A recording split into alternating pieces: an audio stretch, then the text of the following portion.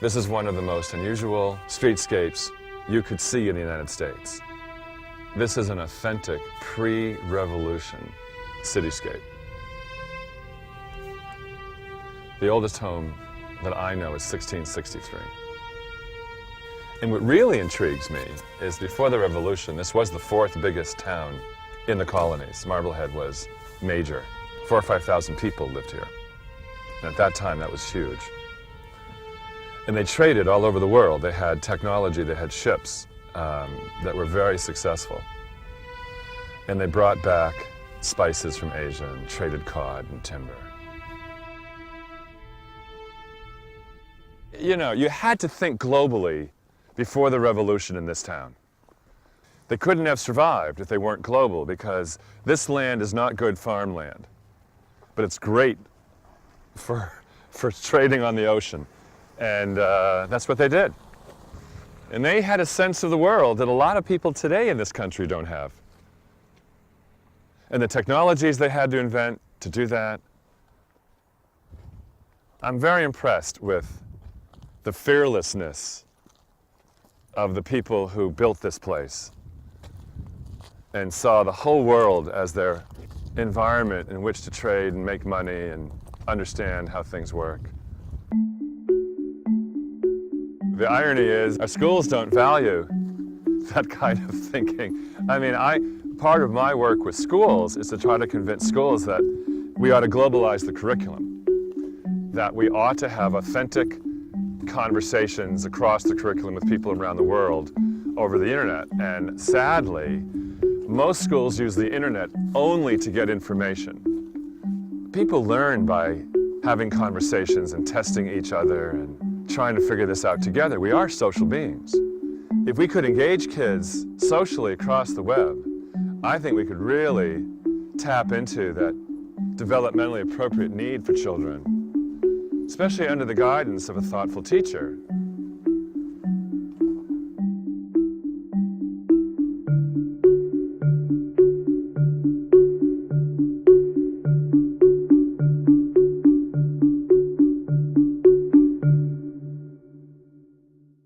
But one of the things I think is critical is that kids need to make a contribution. In fact, going back to the days of this town, when you were 10 years old, you went to sea.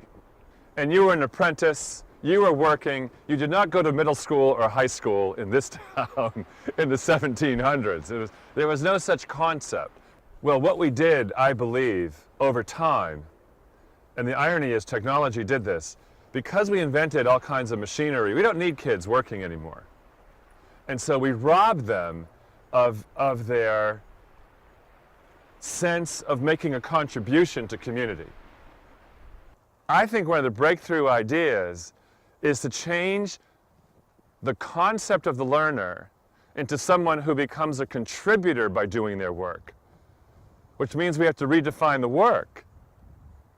That represents a shift of control from the teacher, who is at the very center of curriculum and designing the tests and correcting all that, to the network of children who are helping one another learn. So the toughest part isn't teaching teachers to use technology. You know what? That's pretty easy to do. What I can't do in an afternoon is teach people to be comfortable with shifting control. That takes a long time, for some people years. I'm fascinated by the history of education. And when Hitler became, in his first job in government, it was something like culture minister. And one of the first things he did as culture minister is he shut down this school called the Bauhaus. Now, the Bauhaus in Germany was the place for artists and sculptors and architects and engineers. It was an interdisciplinary environment. And Paul Klee and Walter Gropius, some of the best ideas of 20th century art and architecture and engineering and furniture design came out of this one school. Because it was interdisciplinary, there was this amazing flow of ideas. And I think Hitler must have realized that you better shut that one down, because that's hard to control. And he was already in his control mode. It just intrigues me that one of the first things he did was to shut down an interdisciplinary school that was the preeminent place for the flow of ideas in Europe. In some ways, I think we need to go back to the Bauhaus. We need to go back to the design of schools where lots of ideas from lots of perspectives are in one place.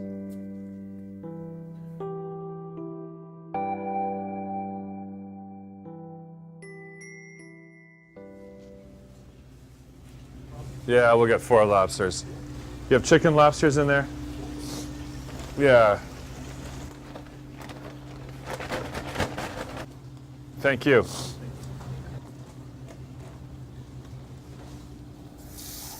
One myth is that technology is going to be this great equalizer of society, although I think a lot of people realize that is a myth, that it's not going to happen yet. Technology is really polarizing society. The next myth is that we're going to have this diversity of opinion. We're going to use the web to get diverse ideas, and they're going to be from around the world, and we're going to have a generally better educated society. What the research is actually showing is that people are going to the web to get their version of the truth. Like Fox News or the Huffington Post. The more outlets we have, the more people will only get their version of the truth. And everybody will think they're right. The next myth is that overall technology is just going to make kids smarter. And I think it's a big distraction for a lot of kids. You know, video games and this plagiarism has skyrocketed where kids are just cutting and pasting and they want to get things done really quickly. They think technology is a solution for that. So I think overall we've lost critical thinking.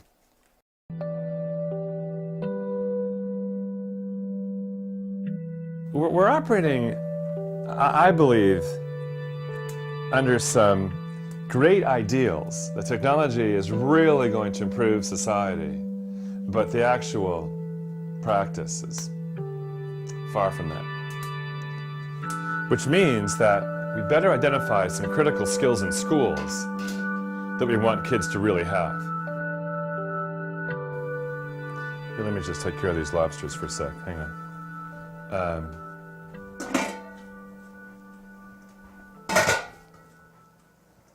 So the first thing I would do is identify one student every day who will be the researcher of that classroom, who is on the web.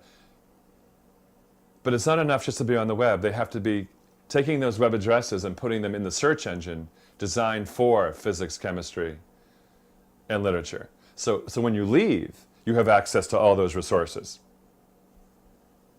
So every day there's an official classroom researcher.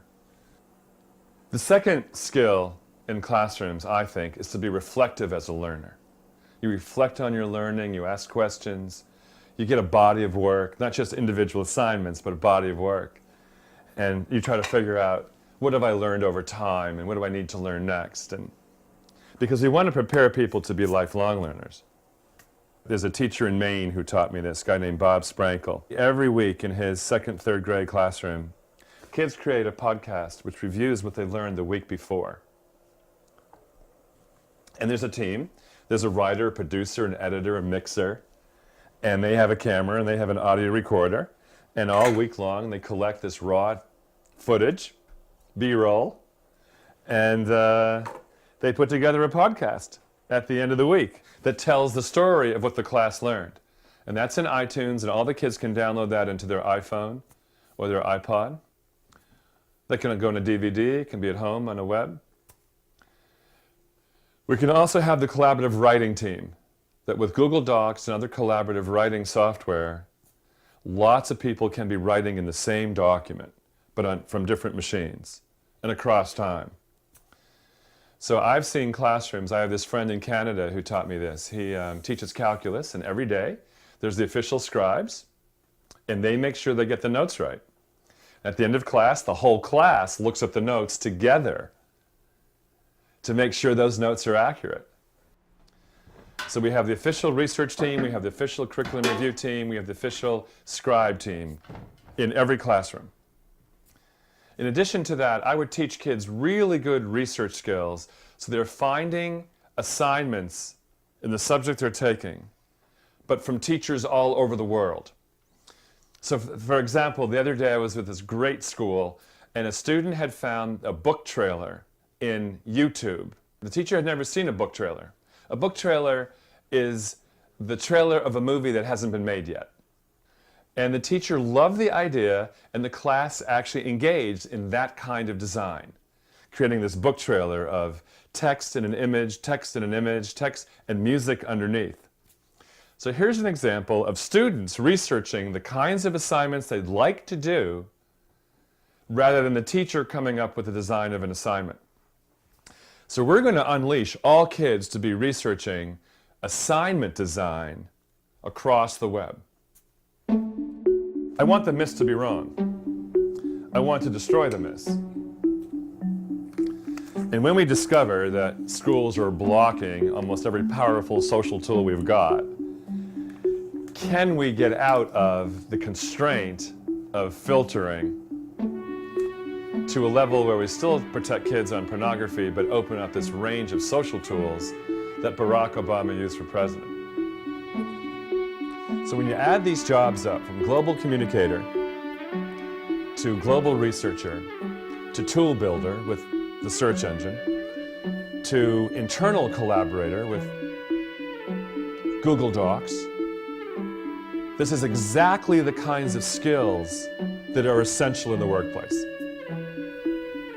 So what we're doing is we're moving from a model of teacher as boss, which is an industrial model, that you're told what to do, when to do it, how to do it, where to do it, to a model of worker as collaborator, as someone who's self-directed, someone who understands how to do their own research. They don't have to wait to be told to go to staff development. They are lifelong learners. They are empowered. They're constantly adding value. So this model of students having work is in exact alignment with the 21st century workplace.